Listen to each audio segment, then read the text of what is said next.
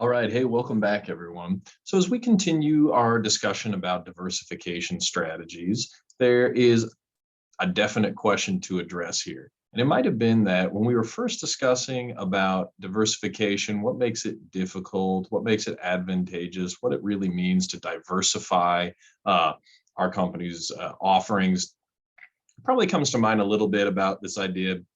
Right. With everything in any type of science, we always say our favorite thing to say is, well, it depends. Makes me start to think that, maybe we can't just talk about diversification just in a straightforward sense of saying that, like all diversification opportunities are going to be equally the same, or the way we go about diversifying are going to be equally the same. We touched upon it just a little bit in our last video, but this brings us into our discussion in this video about the different paths to diversifying. The fact that we have both what we call related and we have what we call unrelated diversification. So, plain and simply, what makes related diversification different is related diversification is going to involve diversifying our business into, basically a good strategic fit, or into a related area where we have this good strategic fit with our value chains from our present businesses. What makes related diversification a really attractive strategy is we have an opportunity to convert cross-business strategic fit into a competitive advantage. I put it here with the partnership between Amazon and Whole Foods Market, and I know that recently now this related diversification opportunity has kind of soured a bit in the public image, just because I know that Amazon now said we're not going to be doing free delivery for Whole Foods members any longer, and I know a bunch of people with nothing better to complain about now are just extremely up in arms about such shit. But here we are. Now, what we mean by this is like strategic fit is basically this idea. If you're wondering about what I'm discussing here, and we want to clarify that for you, is strategic fit just exists when our value chains for our different businesses present opportunities for cross-business resource transfers, right? Allowing us to lower costs by combining the performance of our related value chain activities, right? We have to do it for this value chain. We got to do it for our new business value chain. Why not use those and utilize them to make them most effective and cost efficient for our organization as a whole, right? We might be able to use cross-business use of a potent brand name, as we see here, or we might just be able to collaborate to build a newer, stronger competitive capability. A lot of the times, these are our motivations for doing it. So that's what we call strategic fit. We have something present in the two of them that might be shared, or that we can share in a cross-business sense that's going to be able to be utilized to its fullest potential for us, help with cost savings, benefit based off of brand name, any of these kinds of things. So when a diversified company is able to use its diversification status to boost the combined performance of all the businesses that it owns, this is what we call a parenting advantage. And this is not unique just to related diversified firms, but unrelated ones as well. So, as we've already discussed this idea of related ones, our unrelated, are just going to be when we diversify these businesses into industries that, let's say, just really don't have any competitively valuable matchups when it comes to our strategic fits of our value chains. So, getting into areas where there's not much about our current situation that's really going to boost our ability to, handle, like, we can't get a 2-for-1 kind of situation for using our resources or value chain operations, but this happens sometimes too, where we get into these unrelated situations. But the greater the relatedness, what we want to remember here is the greater that the relatedness among a diversified firm's businesses is, the bigger that our firm is going to, the bigger our window for our firm is going to be to convert the strategic fit into a competitive advantage. We can do it tons of ways, but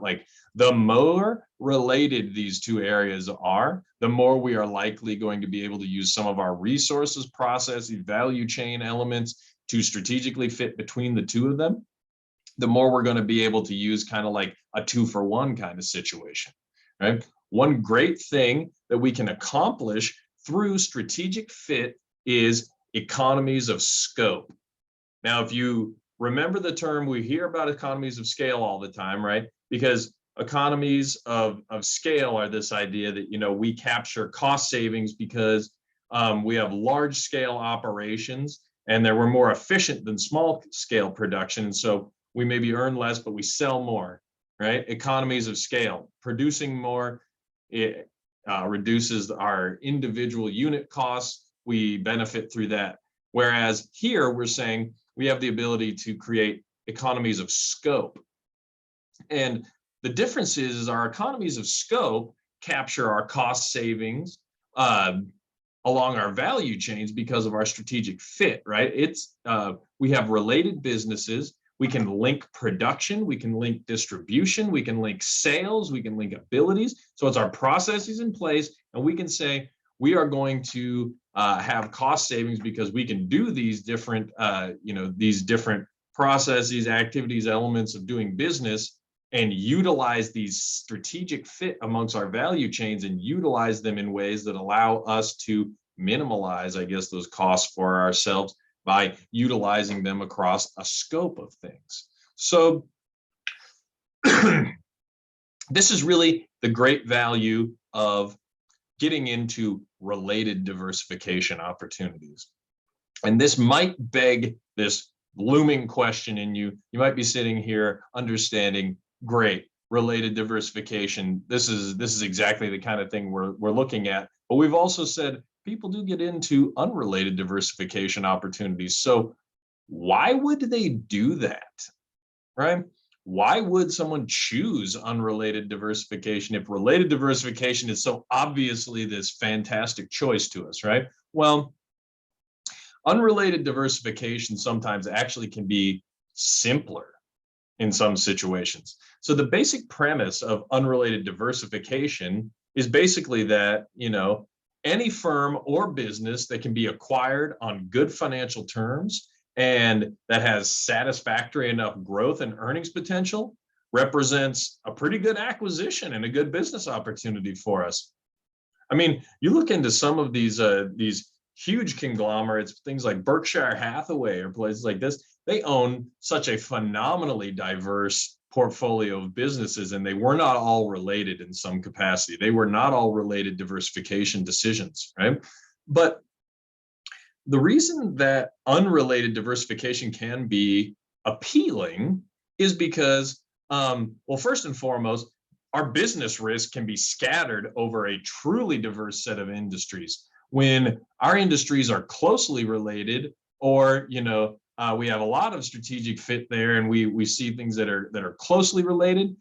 Sometimes those larger economic or market forces that impact, and maybe not always in a good way, might negatively impact one of our businesses, are likely to also impact our other ones when they're related, right? When we have an unrelated diversification strategy, we are truly diverse. We are across different industries that are likely going to be impacted differently by those kinds of forces. So when one is truly being hit, another might fare the weather really nicely.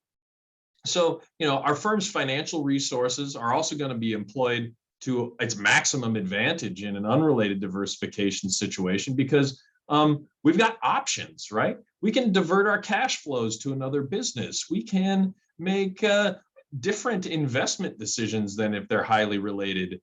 Based off which one's more profitable, we can pump more money into that one now, or vice versa, and always make this an ever-changing type of relationship. So we also can't overlook this idea that our firm can also enhance our shareholder wealth by acquiring and improving struggling companies that are unrelated using our cash infusions by our ones that are doing really well.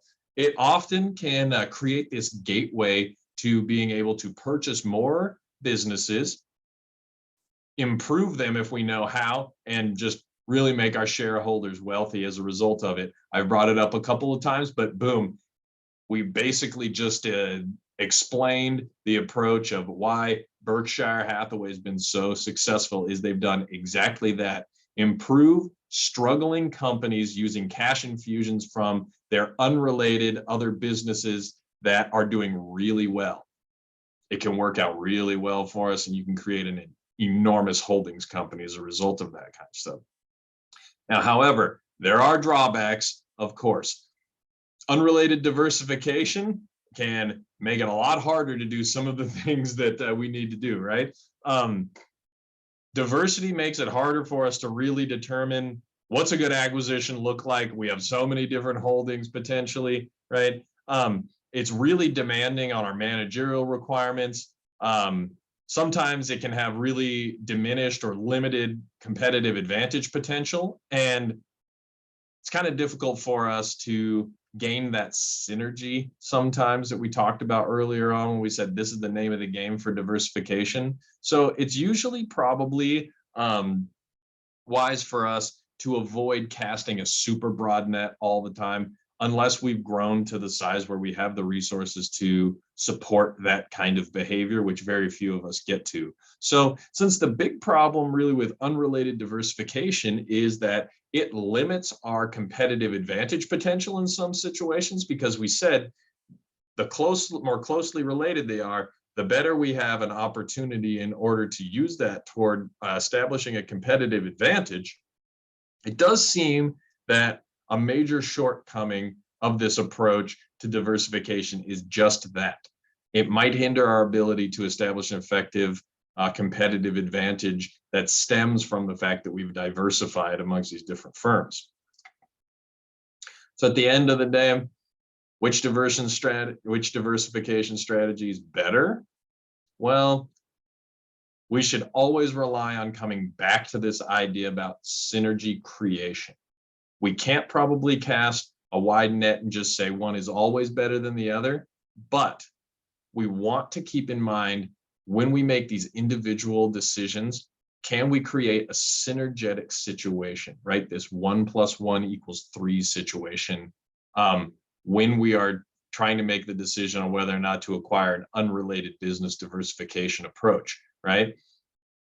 These unrelated ones are sometimes weaker and less reliable for creating that kind of value that we're talking about here from this synergy perspective. So we sometimes will use one of these, combination strategies in one of these 4 ways as listed down here at the bottom, right?